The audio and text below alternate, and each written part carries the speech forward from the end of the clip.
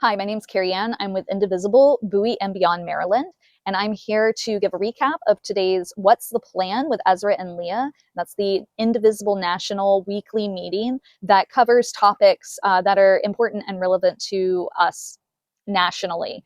And of course, we started today with the attack on Venezuela from over the weekend.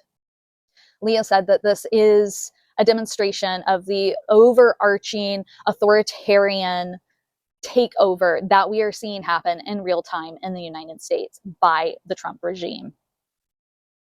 And this is not just destabilizing our own country, destabilizing Venezuela, but it is going to have global ramifications as well, because once again, Donald Trump is looking to take over Greenland and invade Mexico and Colombia. And it's really unnerving the way that he is circumventing congressional approval for these escalations. He claims he talked to big oil companies, but he didn't go through Congress first.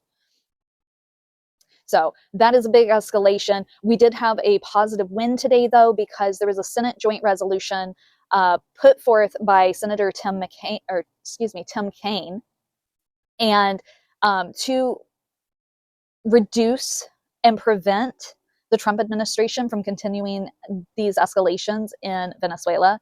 And that did pass a vote to push forward that resolution to be looked into deeper in the Senate. So that is actually a really positive win for democracy, because it's showing that there are 5 Republicans who are willing to stand up and say this is not okay. And it also shows a weakened political capital for the president.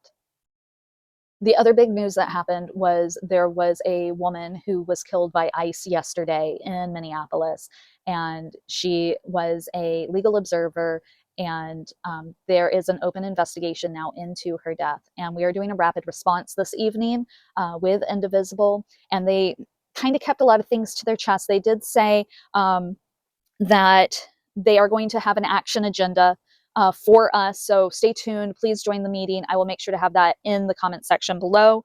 There are a lot of lies surrounding what we are seeing with our own eyes and what DHS is telling the American public that happened. And that is deeply problematic. They're gaslighting us. There's no way around it. We can see with our own eyes that an ICE agent was not run over. So they are trying to blow this over, and Indivisible National is wanting us to keep this in the news. They want us to have vigils. They want us to have creative ways to keep visibility on the fact that ICE is killing American citizens. 2 huge things that were mentioned today, 2 other big wins for democracy, is Avelo Airlines is no longer going to be working with the Trump administration to deport folks. So huge win, lots of finger snaps, lots of applause. Great job, everybody. And Spotify has announced today that they will no longer be using ICE recruitment ads in their advertisements. The contract ran out, so they won't be doing ICE ads anymore. So again, great job, everybody. We won on that one. So a lot of people today were asking very specific tactic and strategic questions. Why don't we do this strategy? Why don't we do this tactic? And I'm just going to lump all 3 of those together. And the overarching theme from Ezra and Leah is that we need to be trying big, bold ideas. Throw ideas at the wall, see what sticks, see what gains momentum, see what resonates in your community, and maybe it'll resonate with other communities as well.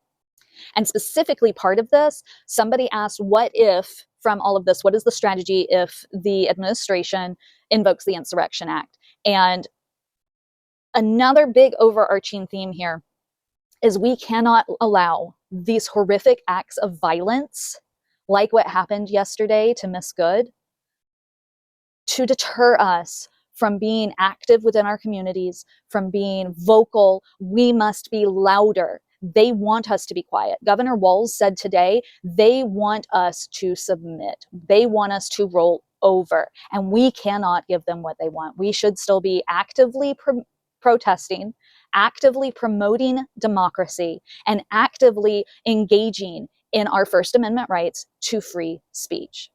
One of the things that Governor Walz said, and I know I'm deviating a little bit from Indivisible, but it's relevant. We are peacefully protesting. We as Indivisible members, we have to make sure that we know our rights, that we are behaving in a way that is ethical and that also promotes democracy. And that means if somebody has a bullhorn and is being supportive of ICE, we need to give them the space to engage in their own First Amendment right. Even if it seems that they're trying to actively antagonize us when we're in the streets, they are allowed to flick us off and tell us that they hate us.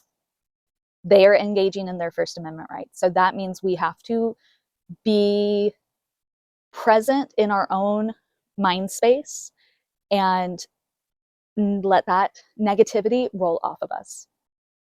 But going back to these broader ideas of tactics and strategies, one specific thing that did come up was with no kings. And Ezra said something that I think is super important.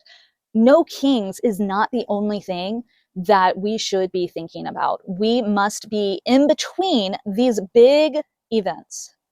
We must be engaging in whatever is meaningful to you and your community.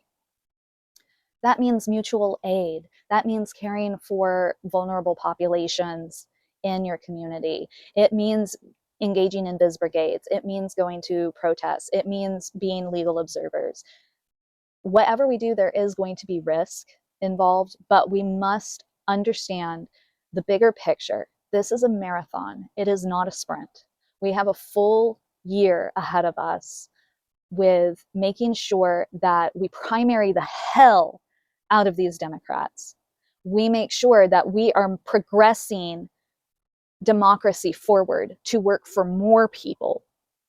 And we need to be vigilant around election integrity.